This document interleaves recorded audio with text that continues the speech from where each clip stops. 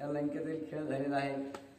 कुंभकर्णाने इतकं जरी काही बी खाल्लं असलं तरी असणारा नीती आणि सुसंस्कृतपणा आपल्या भावाला सांगू लागलेला आहे. तो सुसंस्कृतपणा सांगायच्या आधी त्यांनी काय सांगितलं हे बी सगळ्यात महत्त्वाचं की तुझे कार्य करण्यासाठी ज्या गोष्टी आणल्यास त्याचा उपभोग घेतलास.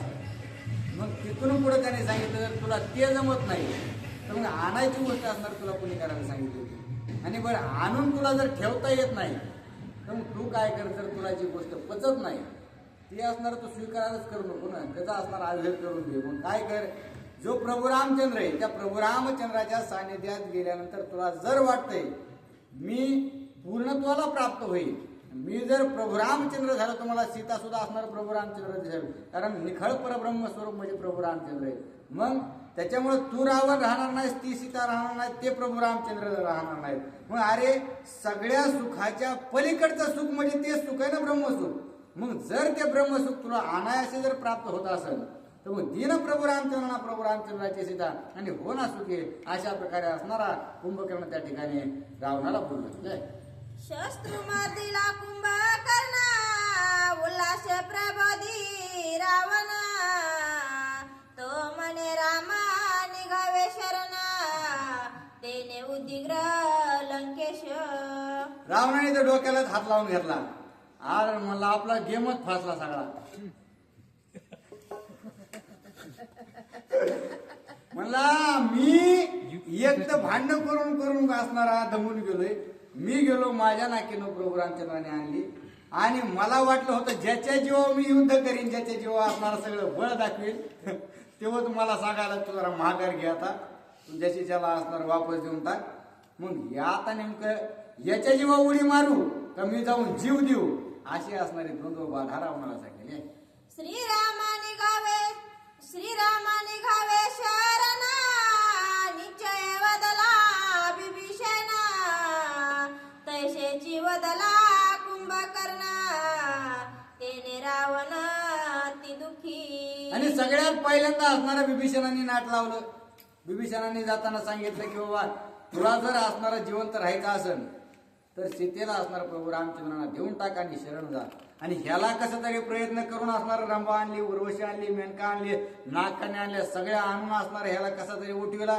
तर हे उठून खाऊन पिऊन मला सांगायला लागला की आता तू सीता परत दी आणि शरण असणार प्रभू रामचंद्रांना जा. मग मला जर शरणच जायचं होतं तर यांना उठविलंच कशाला, अशी चिंता असणाऱ्या रावणाला वाटू लागली. ऐकता कुंभकर्ण उत्तर, रावण कोपला दुर्धर, नेत्र भुवंडी चकाकार, भूमुकुटी विक्रळ संकोध. मग आता रावणाने कुंभकर्णाच्या मुखातील शब्द ऐकल्याबरोबर रावण असणारा आपल्या सिंहासनावर उठला, इकडे तिकडे पळू लागला. कपाळावर आट्या पडलेल्या आहेत, गरगर असणारे डोळे फिरू लागला की काय करून काय नाही. आता नेमकं मी कुणाला म्हणून हाक मारू जो असणारा मला या दुःखातून किंवा असणाऱ्या या संकटातून बाहेर काढीन. यांना काही जरी सांगायला जावा तर हे मला प्रत्येक जण ज्याच्याकडे जावा ते मला सांगताय की तू प्रभू रामचंद्रांना शरण जा, तुझी योग्यता असणार त्या ठिकाणी लढण्याची नाही. मग ज्या ठिकाणी योग्यता नाही त्या ठिकाणी आपण जर हात घातलाय तर निश्चितच असणार त्याच्या योग्यतेचा योद्धा भेटायला पाहिजे तर आपण विजयी होणार. मग ह्यावा असणारा मला योग्यतेचा वाटत होता, याला सांगितलं तर हे सुद्धा असणार मला काही सहकार्य करीत नाही, अशी चिंता असणार खाऊ लागले.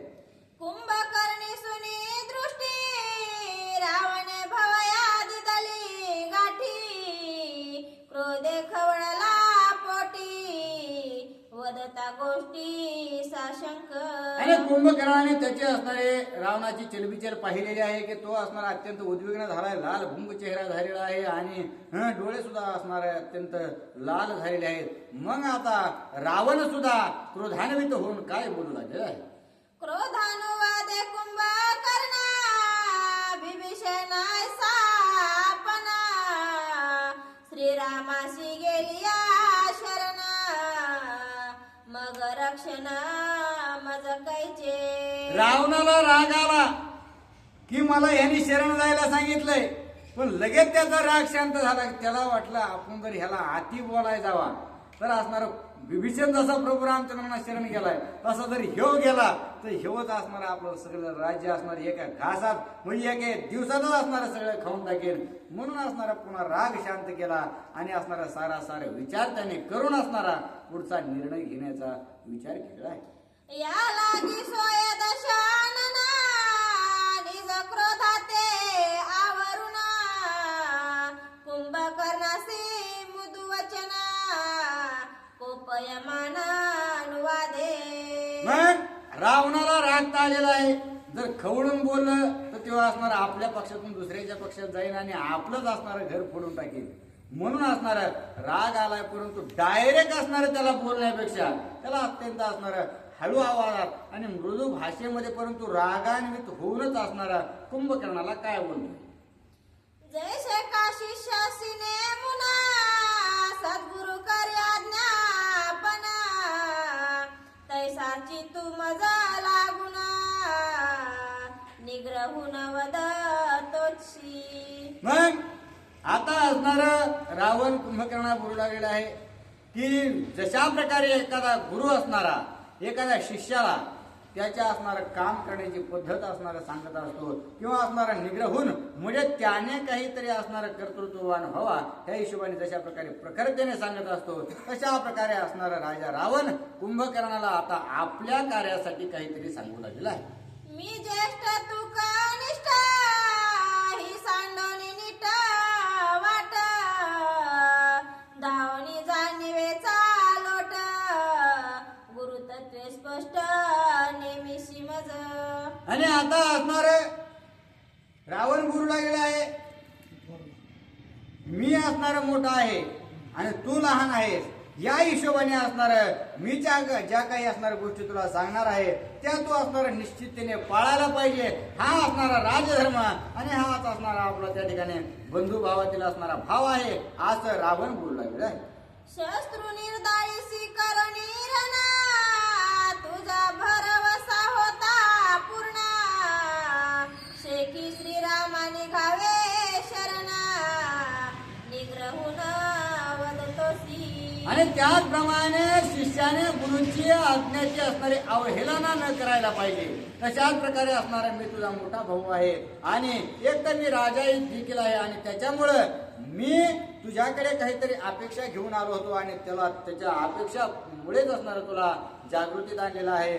आणि मी माझ्यावर आलेलं संकट तुला सांगतोय की बाबा हा प्रभू रामचंद्र माझ्या जीवावर उठलेला आहे त्याला तू मार परंतु तू असणार त्याच्यावर न जाता माझं संकट निवारण न करता तू मलाच असणारा शत्रूला शरण जायला सांगू लागलेला आहेस. अशा प्रकारे असणारा विपरीत तू मला सांगतोस असं म्हणून रावण कुंभकर्णाला बोलू लागलेला आहे. बहु बोलाचे काय कारण उचित काळानो लक्षणा माझी साह्या लागी जाना करावे रण रामासी. आता बरं असणार आहे हे कुंभकर्णा मी काही तुला जास्त बोलणार नाही किंवा असणार हा संवाद जर आपण वाढवला तर काहीतरी असणाऱ्या गोष्टी चिघळून जातील. त्याच्यापेक्षा माझं एक असणार तुझ्यापाशी मागणं आहे की मी आता प्रभू रामचंद्रासोबत असणारं युद्ध पेटवलेलं आहे आणि त्या युद्धामध्ये तू मला सहकार्य करावंस अशी माझी असणारी तुला आज्ञा आहे असं कुंभकर्णाला रावण सांगू लागलाय.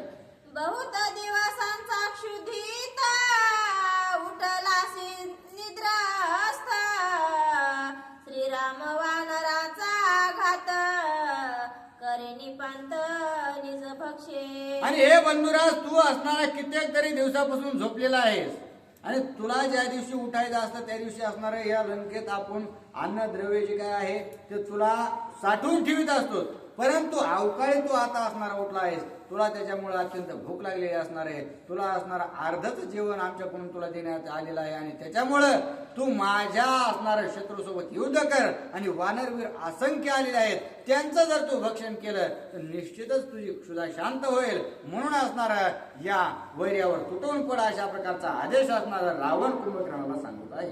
कुंभकर्णाती सज्ञाना कोपला देखोनी रावणा त्यांशी घेवया समाधान काय आपण अनुवादे. आणि कुंभकर्णाने पाहिलं की आपण याला शरण जाण्याच्या ज्या गोष्टी सांगितल्यात ह्या गोष्टीमुळे रावणाला अत्यंत राग आलेला आहे आणि मग पुन्हा असणार त्याचं बोलणं सगळं ऐकून घेतलं आणि पुन्हा कुंभकर्ण रावणाला काय सांगू लागेल.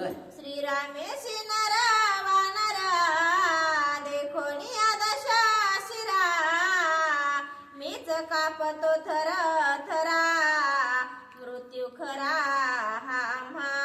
आणि आता जो कुंभकर्ण आहे तो असणारा राजा रावणाला बोलू लागलेला आहे की हे राजन तुम्ही असणाऱ्या ज्या गोष्टी सांगतायत ते खरंय, परंतु जरी असणारे हे वानर असतील आणि जे प्रभू रामचंद्र आणि लक्ष्मणजी या ठिकाणी युद्धाला आले असतील त्यांच्याकडे पाहून सुद्धा असणार ते जे काही असणार निर्भीडपणाने एका जागेवर उभे आहेत त्यांच्याकडे पाहून मला सुद्धा भीती वाटते. अशा प्रकारे राजा रावणाला कुंभकर्ण बोलू लागलेला आहे. नारदाचे त्रिसत्य सत्य वचन सुटल्या श्रीरामाचे बाण रावण इंद्रजित कुंभकर्ण कुळ निर्दाळन राक्षसा. आणि हे बंधुराज मी सुद्धा असणार नारद मुनींच्या मुखातून आपल्या मृत्यूची वार्ता ऐकली होती. त्यावेळेस नारद मुनींनी मला सांगितलं होतं की ज्या दिवशी प्रभू रामचंद्र वानर वीरांसहित असणाऱ्या लंकेमध्ये येतील त्या दिवशी असणार तुमचा कुंभकर्ण रावण आणि इंद्रजित हे सर्व असणारे राक्षस वीर आहेत त्यांचं निर्दळन या प्रभू रामचंद्राच्या हाताने होणार आहे. आणि त्याच्यामुळेच मी ज्या वेळेस या वानर सेनेकडे पाहतो मला इथून असणारा प्रभू रामचंद्र सुवेळा पर्वतावरती बसलेले दिसतात. ते निश्चितच असणारा माझा काळ म्हणून माझ्याकडे पाहत आहेत असं मला वाटतंय. असा असणारा निश्चितार्थ कुंभकर्ण रावणाला सांगू लागलाय. त्रिसत्य सत्य नारद वचन तुझ त्याशी कोठे दर्शन कैसे केले सभाषण पुषे रावण साक्षपे. आणि ऐकल्याबरोबर रावणाने सांगितलं की हे कुंभकर्णा जर नारद मुनींनी तुम्हाला असणाऱ्या या गोष्टी सांगितल्या असतील तर ते त्रिवार सत्य त्रिसत्य सत्य म्हणजे असणार भूतकाळातही सत्य आहे वर्तमान काळातही सत्य आणि भविष्य काळात सुद्धा असणारं सत्य अशा प्रकारे असणारं त्रिवार बाधित असणारं जे काही सत्य आहे ते नारद मुनीने तुम्हाला कधी सांगितलं कसा असणारा तुमचा संयोग आला हे मला सांगा. अशा प्रकारे रावण कुंभकर्णाला बोलू लागलाय. प्रभु रामचंद्र भगवान की जय. एका जनार्दना शरण नारद इतिहास लक्षण हे समूळ मुळींचे रामायण सावधान अवधारा. असं असणारं पुन्हा नाथ बाबा आपल्या गुरूंना जनार्दन स्वामींना शरण जाऊन सांगू लागले आहेत की हे नारद मुनीचं आणि कुंभकर्णाचं जे काही संभाषण आहे ते इतिहासात अत्यंत गूढ अशा प्रकारचं असणारं संभाषण आहे आणि ते मी माझ्या गुरुवर्याच्या कृपाशीर्वादाने तुमच्या समोर मांडू लागलेलं आहे. स्वस्ति श्री भागवत रामायण युद्धकांडे एका काल्पिका रावण कुंभकर्ण संवादो नाम एक विशंतित मध्याय गुढा पुंडलीक विठ्ठल श्री ज्ञानदेव तुकाराम पंढरीनाथ भगवान की जय. प्रभु राम